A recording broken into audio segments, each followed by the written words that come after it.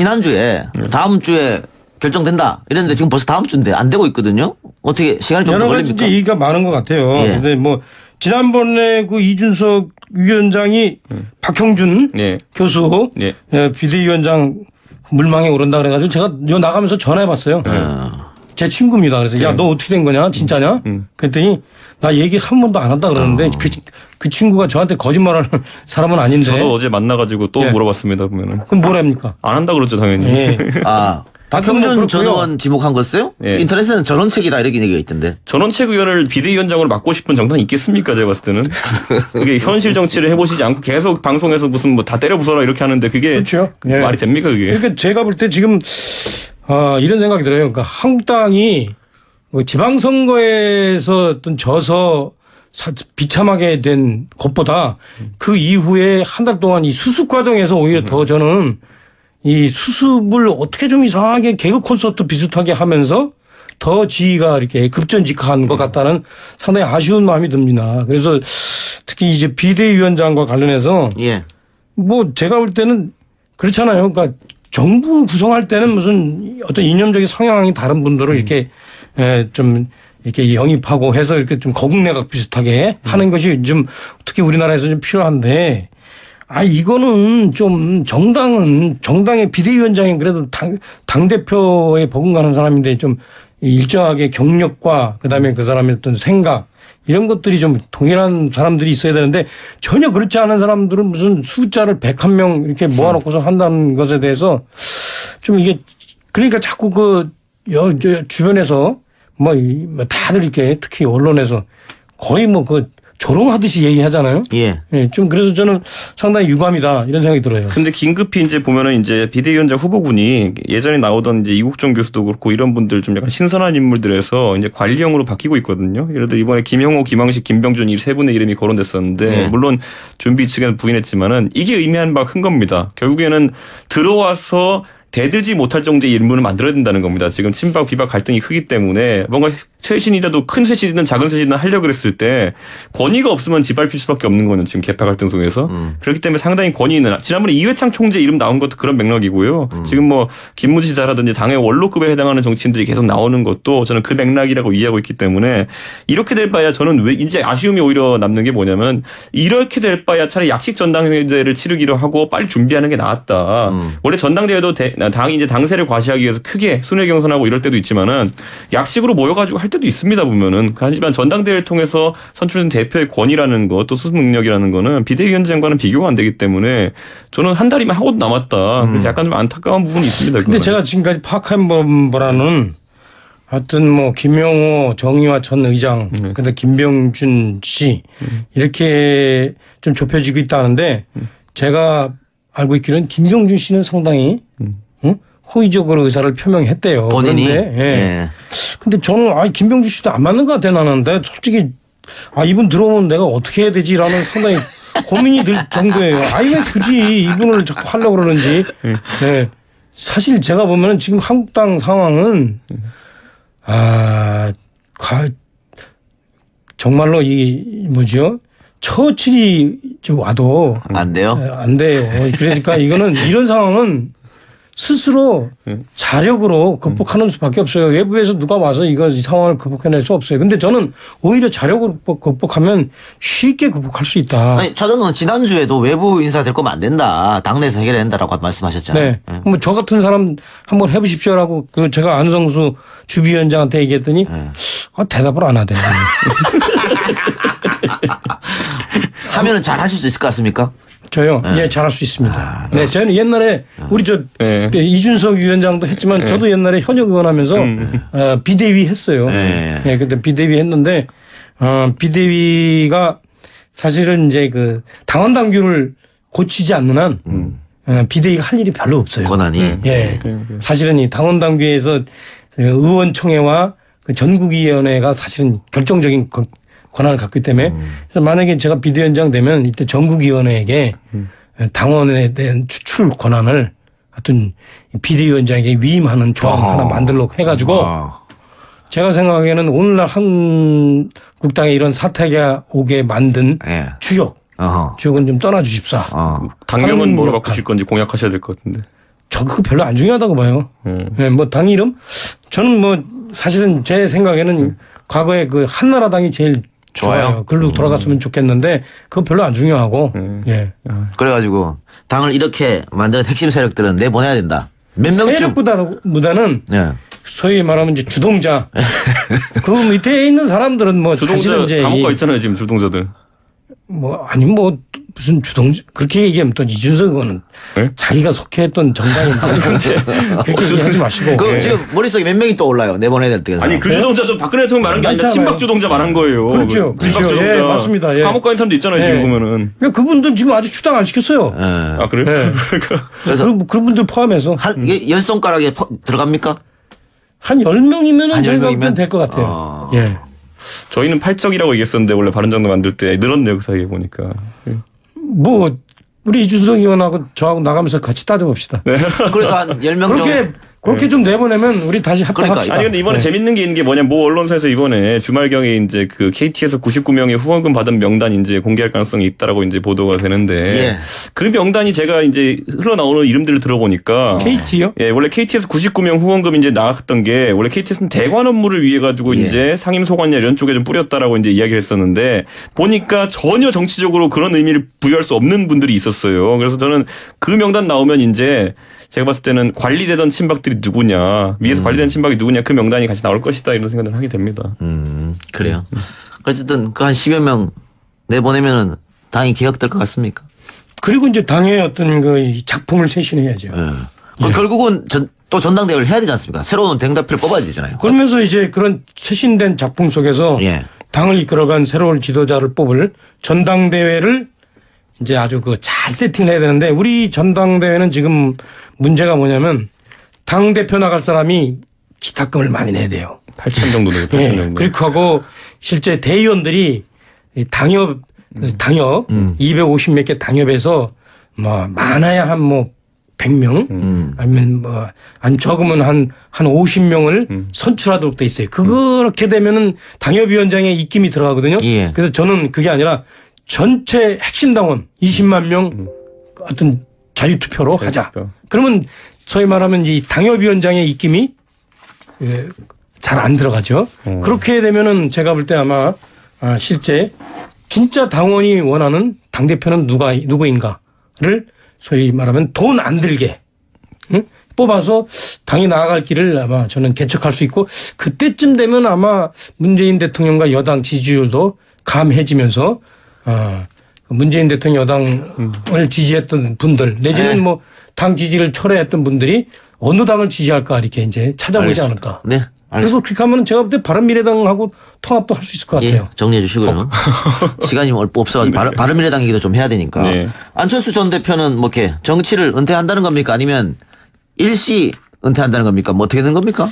정치계를 떠나 있겠으나 거기 보면 1년이 1년일지 모른다 그랬잖아요. 예. 2년 뒤에 총선 아닙니까? 예. 근데 부르지 않으면 못 온다 이 말 다 섞어 생각하면은 2년 뒤에 돌아오고 싶으니 나의 지지 세력은 2년 뒤에 나를 부르는 액션을 취해달라라는 세팅을 이제 하신 거로 보이는데 제가 봤을 때는 그런데 이번에 좀 쉬긴 진짜 쉴 것 같습니다. 안철수 대표 예. 너무 거침없이 달려왔고 실제로 뭐 선거 출마를 연이어했기 때문에 사람들도 주변에 좀 잃은 사람들도 있고 챙겨야 될 사람이 있기 때문에 저는 그 진심은 뭐 좀 쉬는 거는 진심이다 이번에는. 지난번엔 대선 끝나고 솔직히 나오면 안 되는 당대표 선거에 다급함 때문에 나왔던 게 예. 있다면은 이번엔 다음 선거까지 좀 쉬지 않을까. 예, 쉬는 거는 뭐 좋고 다 좋은데요. 정치라는 게 이제 결국 명분 싸움 아니겠습니까? 복귀를 하려면 명분이 있어야 되잖아요. 그 명분을 어떻게 찾을 건지. 제가 볼 때는 예. 제가 지금 예측을 하건데 예. 오늘 제가 예측한 거 한번 이준석 위원장 한번 기억하세요. 다음에 아마 제가 볼 때는 저 안철수 대표는 특히 이제 한국당 쪽과 가까운 보수적 색채를 띠고 네. 아마 복귀를 할 거예요. 한 1년쯤 후에.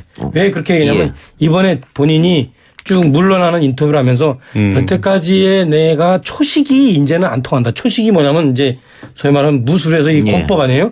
내가 지금까지 했던 권법, 소위 말하면 극중주의가 안 통했다. 아하. 그 얘기를 했고 우리나라는 다당주의가 안 되는 것 같다라고 예. 얘기를 갔어요. 그래서 제가 볼 때는 일정한 부분 당시에 이제 앞으로 1년 후에 한국당이 좀 이렇게 제대로 되건 안 되건 간에 본인의 색깔을 그런 식으로 아마 바꾸면서 아마 다시 재등장하지 않을까. 자유한국당 입당.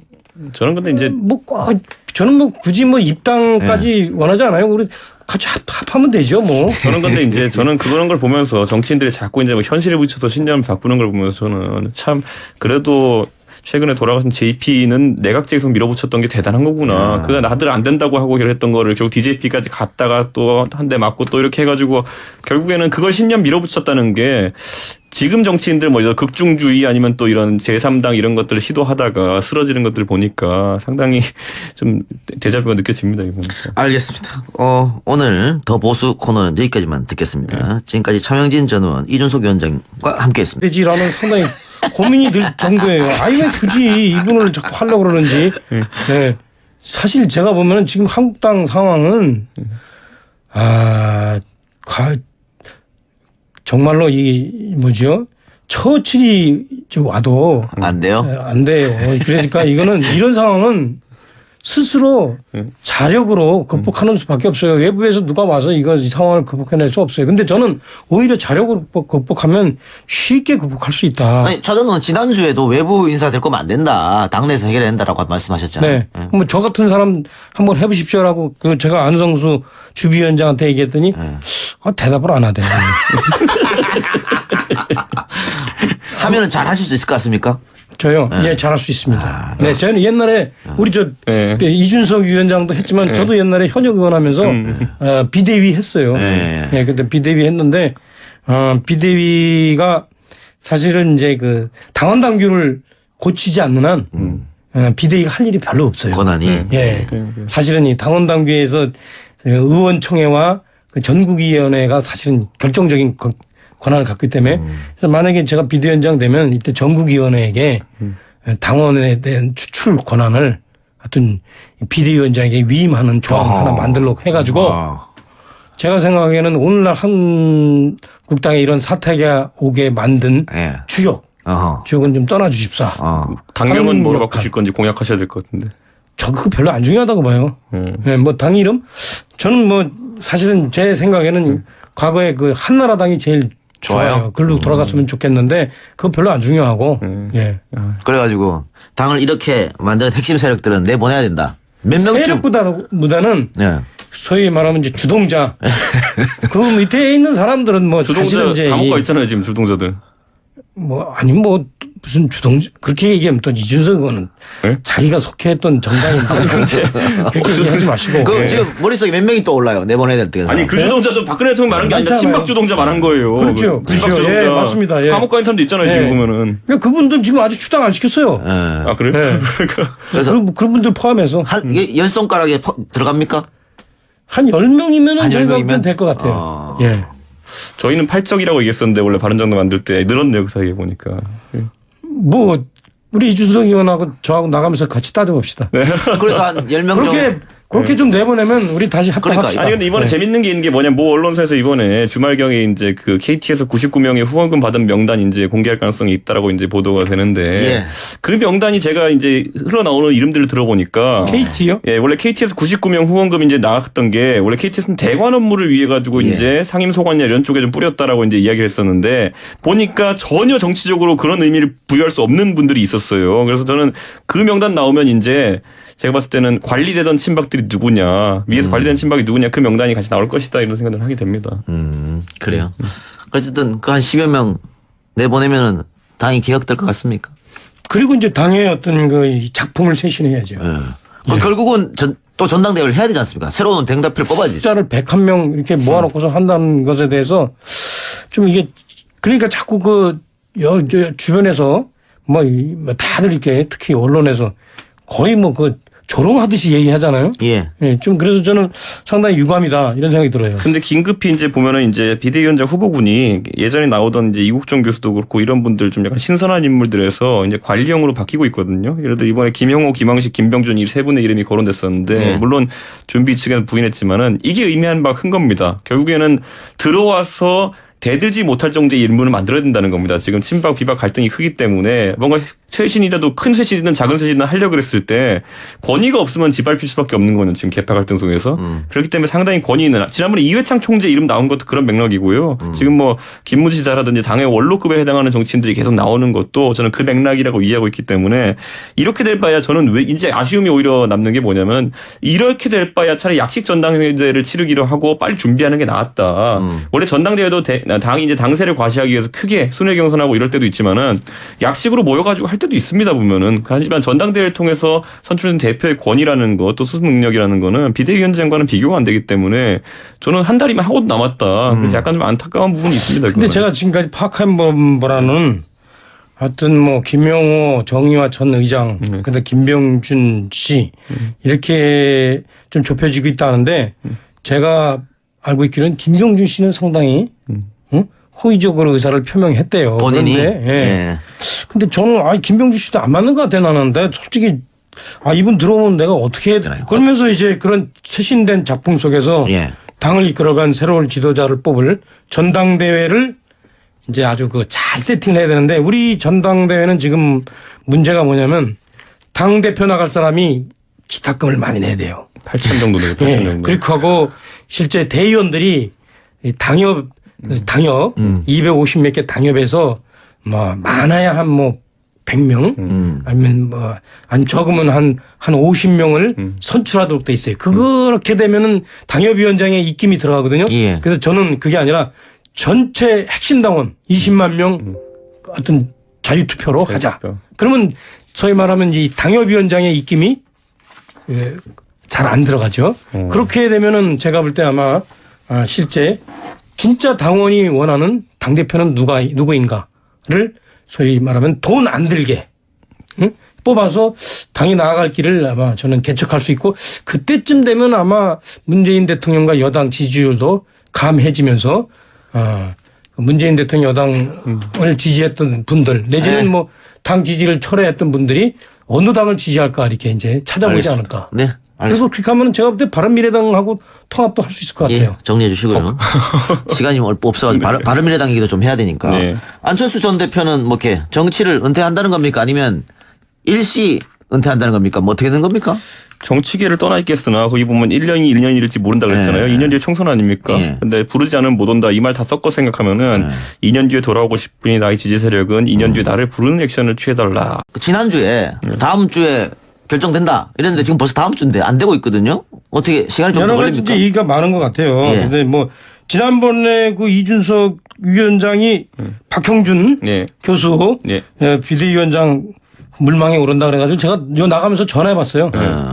제 친구입니다. 그래서 야 너 어떻게 된 거냐 진짜냐?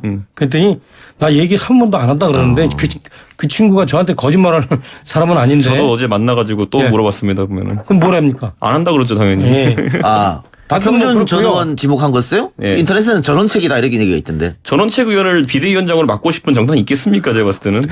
그게 현실 정치를 해보시지 않고 계속 방송에서 무슨 뭐 다 때려 부숴라 이렇게 하는데 그게 그렇죠. 예. 말이 됩니까 그게. 그러니까 제가 볼 때 지금 이런 생각이 들어요. 그러니까 한국당이 지방선거에서 어떤 져서 비참하게 된 것보다 그 이후에 한 달 동안 이 수습 과정에서 오히려 더 저는 이 수습을 어떻게 좀 이상하게 개그 콘서트 비슷하게 하면서 더 지위가 이렇게 급전직하한 것 같다는 상당히 아쉬운 마음이 듭니다. 그래서 특히 이제 비대위원장과 관련해서 예.